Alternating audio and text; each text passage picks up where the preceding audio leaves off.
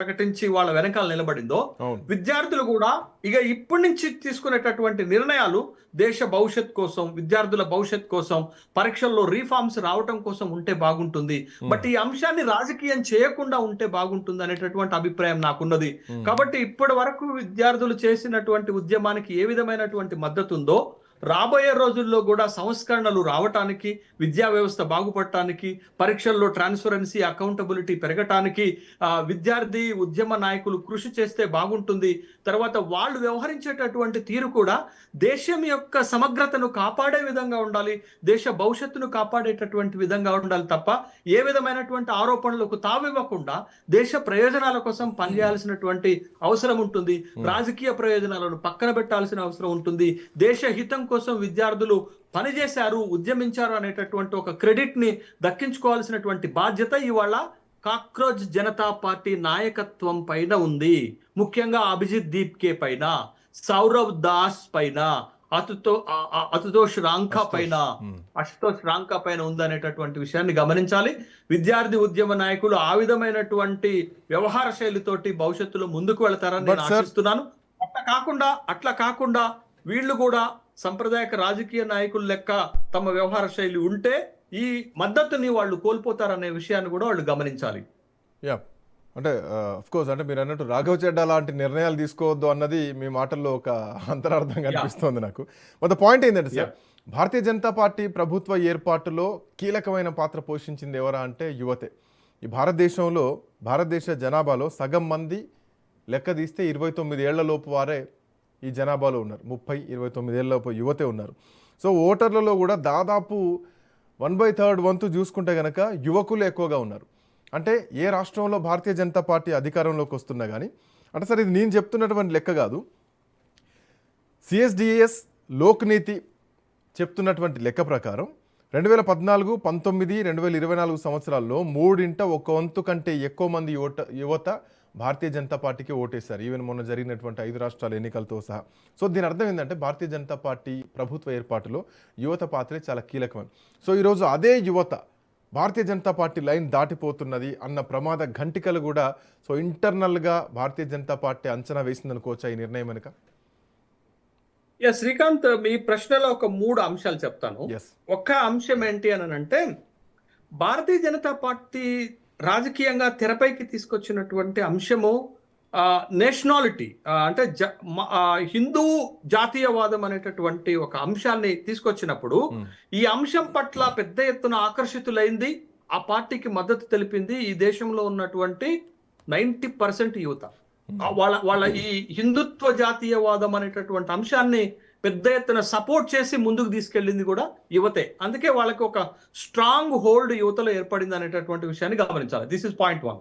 Point number 2 ఏంటి అంటే, అనేక సందర్భాల్లో Bharatiya Janata party core leadership ఓ మాట చెప్పింది. ఏం చెప్పింది అంటే, మా బలము జీన్ పాయింట్స్ స్లిప్పర్లు వేసుకున్నటువంటి యువతే అని చెప్పింది. అంటే జీన్స్ ప్యాంట్స్ వేసుకొని స్లిప్పర్లు వేసుకున్నటువంటి యువతే మా బలం, వాళ్లే మా వెనకాల నిలబడ్డారు, వాళ్లే మా పార్టీకి ఒక అసెట్ అనేటటువంటి మాట కోర్ బీజేపీ లీడర్షిప్ చెప్పిన మాటనే నేను ఈ చర్చ సందర్భంగా చెప్తున్నా.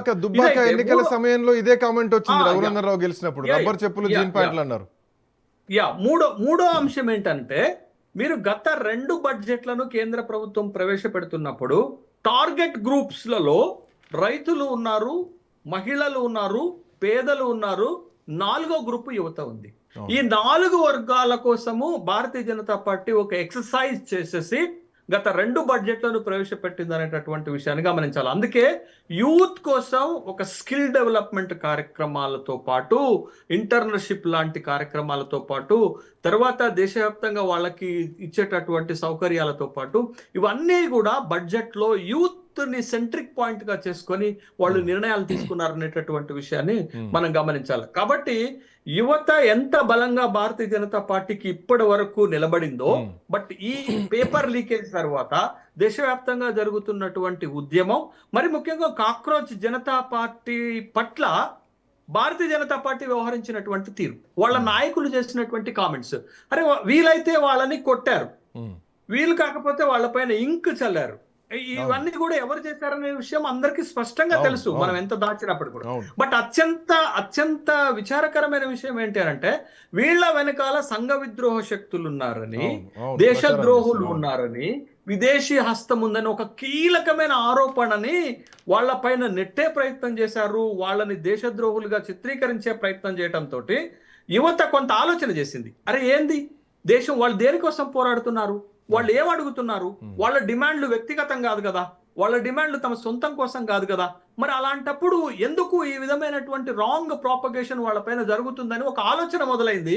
అవును. ఆ ఆలోచన మొదలైనటువంటి సందర్భంలోనే ఈ పరిణామాలు జరగటం, ముఖ్యంగా లాఠీ చార్జీ చాలా బ్రూటల్ గా జరిగింది శ్రీకాంత్. అవును సార్, మనకి 20వ తారీఖు అర్థం కాలేదు కానీ 21, 22, 23 నాడు ఒక్కొక్క వీడియో బయటకు వస్తుంటే ఏం జరిగింది, విద్యార్థులు ఎంత ఎంత త్యాగం చేశారనేటటువంటి విషయం బయటకు రావటం, అవును. ఒక విధంగా దేశంలో సామాన్య ప్రజానికం నుండి వాళ్ళపైన సానుభూతి పెళ్ళుబుక్కటం, దాంతో ఈ పరిణామాలన్నీ దారితీసింది. ప్రభుత్వానికి ఇంటెలిజెన్స్ ద్వారా ఒక స్పష్టత అర్థమైంది. ఏమర్థమైందనంటే కేంద్ర ప్రభుత్వానికి, భారతీయ జనతా పార్టీకి యువతలో వ్యతిరేకత మొదలైంది ఈ విషయంలో అనే విషయాన్ని గమనించారు కాబట్టే దిద్దుబాటు చర్యలు ఆలస్యంగానైనా మొదలు పెట్టారనే అభిప్రాయం నాకు అనిపిస్తుంది. బట్ ఆ దిద్దుబాటు చర్యల్లో భాగంగానే ఈ నిర్ణయాలు జరిగాయి. నిన్నటి వరకు అంటే చర్చలకు, సిజేపీ ప్రతినిధుల వద్దకు చర్చలకు వెళ్ళటానికి ముందు కూడా ప్రభుత్వము చివరి నిమిషం వరకు తన మంత్రిని కాపాడుకునే ప్రయత్నం చేసింది. ఇది వాస్తవం. కానీ గ్రౌండ్ రియాలిటీ నుండి వచ్చిన ఇంటెలిజెన్స్ రిపోర్ట్, గ్రౌండ్ రియాలిటీ నుండి పార్టీ ద్వారా వచ్చిన రిపోర్ట్, ప్రభుత్వం ద్వారా వచ్చిన రిపోర్ట్, యువతలో ప్రభుత్వం పైన వ్యతిరేకత మొదలైంది. బట్ ఆ వ్యతిరేకతకు అడ్డుకట్ట వేసే దాంట్లో మొదటి అడుగుగానే ధర్మేంద్ర ప్రధాన్ రాజీనామా చేస్తున్నాడు. రాజీనామా చేస్తున్న సందర్భంలో ధర్మేంద్ర ప్రధాన్ చేసిన వ్యాఖ్యలను కూడా మనం పరిగణలోకి తీసుకోవాలి. రెండోది, తన రాజీనామాని నేరుగా ప్రధానమంత్రికి పంపారు. ఇప్పుడు బాల్ ప్రధానమంత్రి కోర్టులో ఉన్నది.